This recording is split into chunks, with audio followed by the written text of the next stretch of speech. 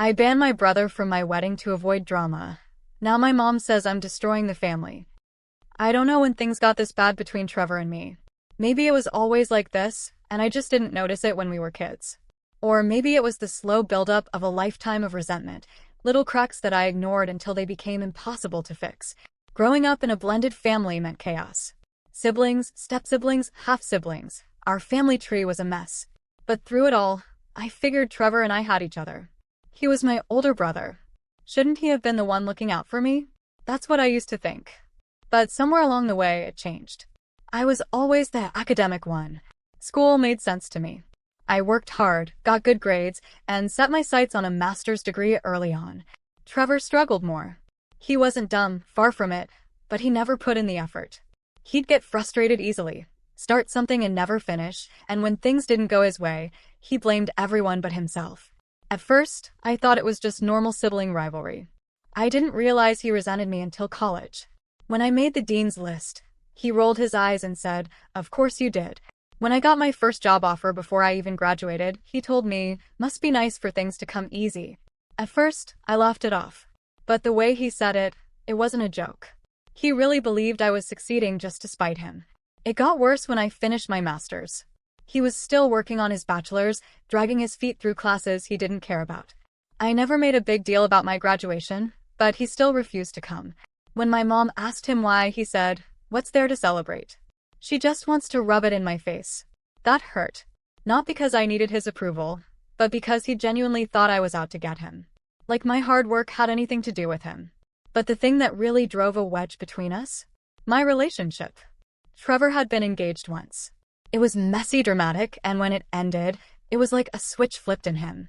He became bitter. He blamed her, blamed himself, blamed the universe, anyone but Trevor. Around that time, I started dating my now fiancé, and suddenly, it was like I was rubbing that in his face too. He made weird jokes, sitting way too close to my fiancé, making offhand comments like, "Guess I'll just steal your man since my love life's a joke." At first, it seemed like bad humor, but then came the Snapchats, him sitting on my fiancé's lap, calling him his boyfriend. My fiancé laughed it off, but I saw how uncomfortable it made him. And Trevor knew. That's what made it worse. He knew, and he did it anyway. That was when I realized something. Trevor wasn't just struggling. He was toxic.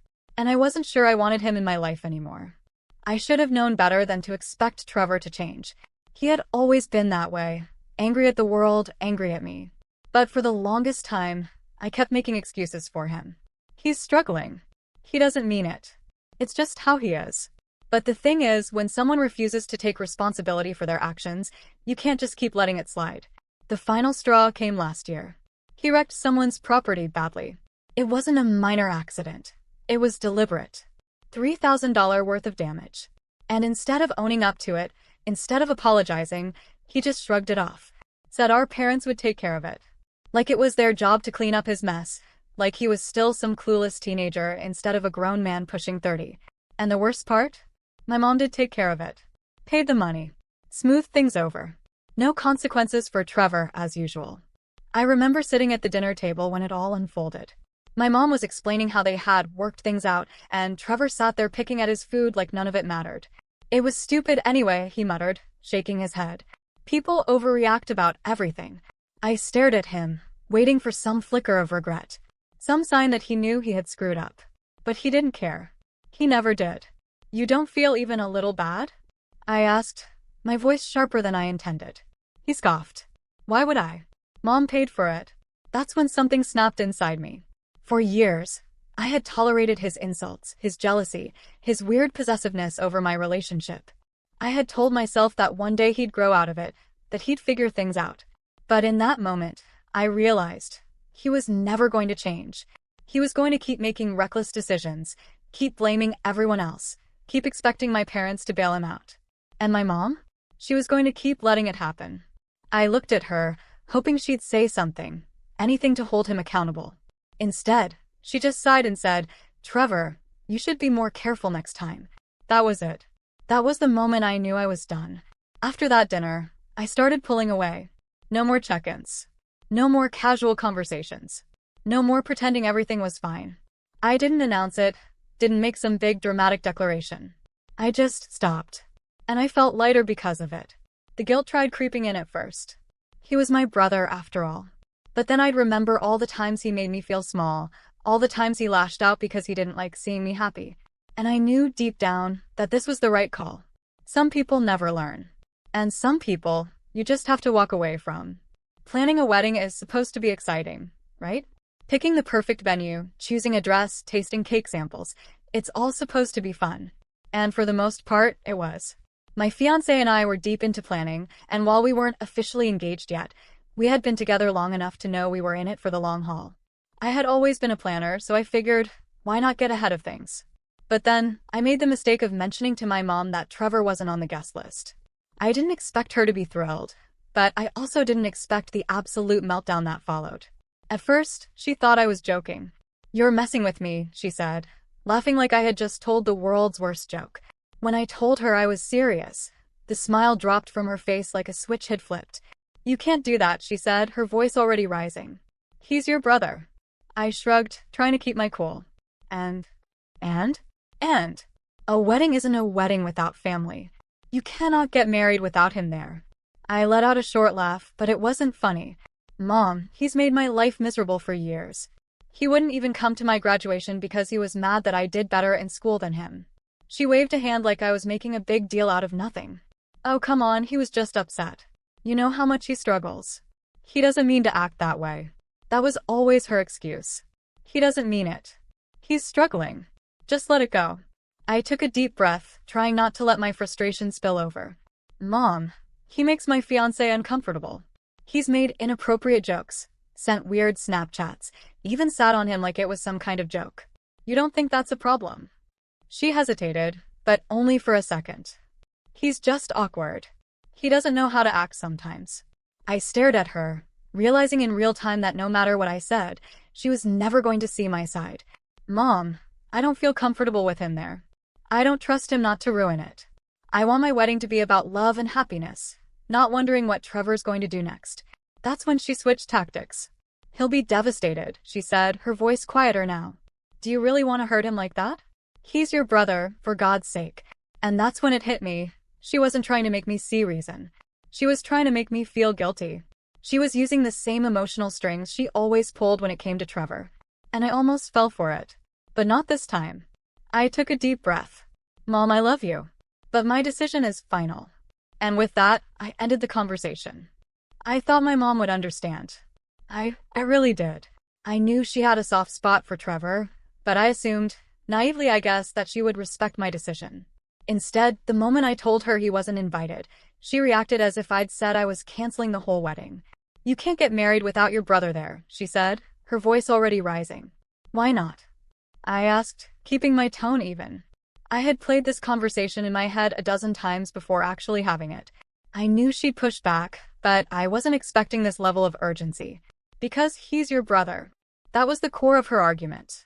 Not that he had supported me, not that he had ever treated me well, but simply because of DNA. It didn't matter that he had made me feel small my entire life, that he had openly resented me for things I never did to him, or that he had made my fiancé deeply uncomfortable. What mattered was that he was family, and to my mom, that was an automatic invitation. I tried to stay calm. "Mom, he's not a good person to have at my wedding. You know how he is. He'll drink too much, he'll say something rude, or worse, he'll make a scene." She waved a hand, as if I were making a big deal out of nothing. "Oh, come on. He wouldn't do that." "He would," I corrected. "And you know it." She let out a sharp breath, already exasperated with me. "You need to be more understanding. He's had a harder time than you. School was never easy for him. Relationships haven't been easy for him. He doesn't mean to be this way." And there it was, the same excuse she'd used for years. That because things were hard for Trevor, I had to let him treat me however he wanted. That it was somehow my responsibility to absorb his bitterness, to act like his life being difficult meant mine had to be too.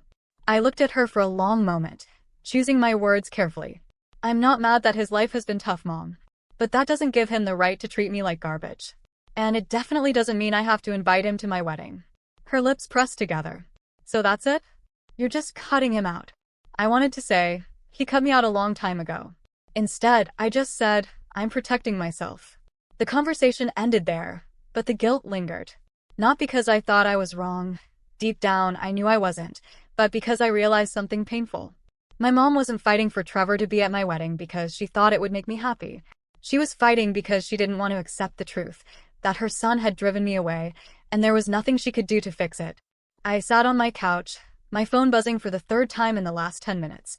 Mom. Again. I knew exactly what she wanted. I stared at the screen, debating whether to answer or just let it go to voicemail like the last two calls. I took a deep breath and picked up. Hello. She didn't waste time. You're really doing this? You're really not inviting your own brother to your wedding? There was so much disappointment in her voice, like I had committed some horrible crime. I wanted to stay calm, to keep my voice even, but I could already feel the frustration building. Mom, I've already told you. This isn't about being petty or holding a grudge. I don't trust him. You know what he's like. She sighed dramatically. He's your brother, honey. Family sticks together. You'll regret this one day. Would I, though? Because right now, all I could think about was every uncomfortable moment he had put me through. The way he belittled my achievements, the way he made my fiancé feel weird and on edge, the way he refused to take responsibility for anything. I leaned back on the couch, rubbing my temples. Mom, did he regret skipping my graduation? Did he regret calling me a show-off just for getting my degree? Did he regret making my fiancé uncomfortable? I paused.